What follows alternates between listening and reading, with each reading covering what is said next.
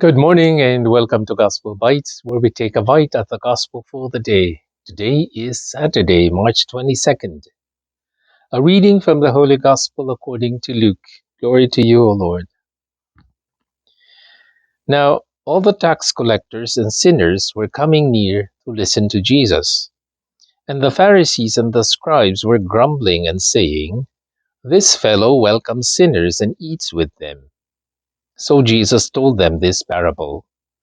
There was a man who had two sons. The younger of them said to his father, "Father, give me the share of the property that will belong to me." So he divided his property between them.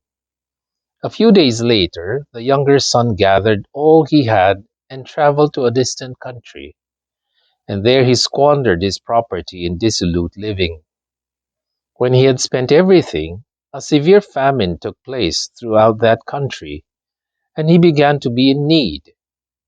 So he went and hired himself out to one of the citizens of that country, who sent him to his friends to feed the pigs. He would gladly have filled himself with the pods that the pigs were eating, and no one gave him anything. But when he came to himself, he said, "How many of my father's hired hands have bread enough and to spare? But here I am, dying of hunger. I will get up and go to my father, and I will say to him, 'Father, I have sinned against heaven and before you. I am no longer worthy to be called your son. Treat me like one of your hired hands.' So he set off and went to his father. But while he was still far off, his father saw him and was filled with compassion. He ran and put his arms around him and kissed him.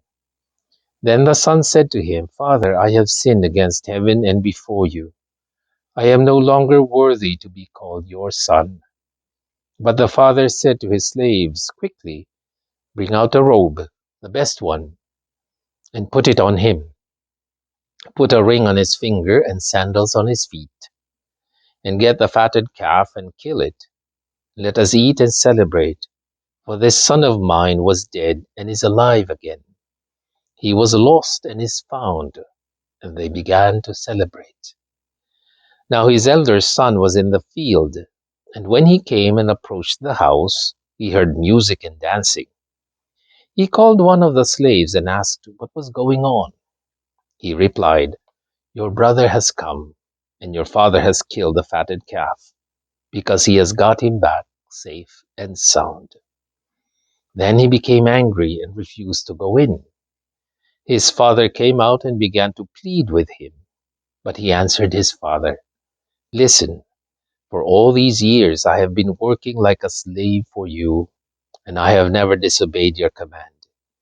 Yet you have never given me even a young goat so that I might celebrate with my friends. But when this son of yours came back, who has devoured your property with prostitutes, you killed the fatted calf for him.' Then the father said to him, 'Son, you are always with me, and all that is mine is yours.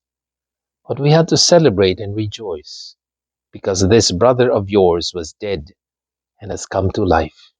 He was lost and has been found.'" The Gospel of the Lord. Praise to you, Lord Jesus Christ. Right, we hear about this great parable, probably the greatest parable of Jesus, the prodigal son. In this story of the two sons, the first son treated his father like an ATM, like a machine, a money dispensing machine. "Oh, give me all my inheritance." And then when he came to his senses, he still thought, well, he still has money, he can still pay me, even if I work as a slave or a servant. The second son was more of he treated his father more like an employer. Well, I've been slaving and I receive my due. I receive my I receive the care and the lodging and the food and the inheritance too. So both of these sons, they never treated their father as a father. Huh? And it's sad because in the story, the father only thought about the sons, never thought about himself. And he was so happy just to see his son. But he's also happy if these two sons would get along. You know? Can you imagine the love of God as Father? He's often not treated as Father. People think, "Oh, I believe in God because when I need something, I pray to Him, or I can earn my my keep. I can merit heaven. I ought to receive blessings because I'm a good person. I've been going to mass. I've been giving to the poor. I'm a good person. I deserve the blessings of God." No? But there's no reference of God as Father. If you if Christians would treat God as Father, not just a dispenser of blessings, or not just someone who would repay us for what we've done, I think we will have more confidence in coming to God. I think we will pray even more. We don't have to be forced. I think we will always be grateful. And when we ask God, we will trust that He's listening. It's so easy to make God happy. We just need to return to Him. And in this story, I don't think God even demanded that he be treated as father. He was just happy that his two sons are safe. Those of you who are parents, you probably know how what he felt, what the father felt. You want your children to be safe, even if they ignore you, even if they don't understand what you're going through. But this is the love of the Father. This is the kind of love that a lot of children today don't know because they don't grow with fathers, sometimes without a father or a mother even, and they have to fend for themselves.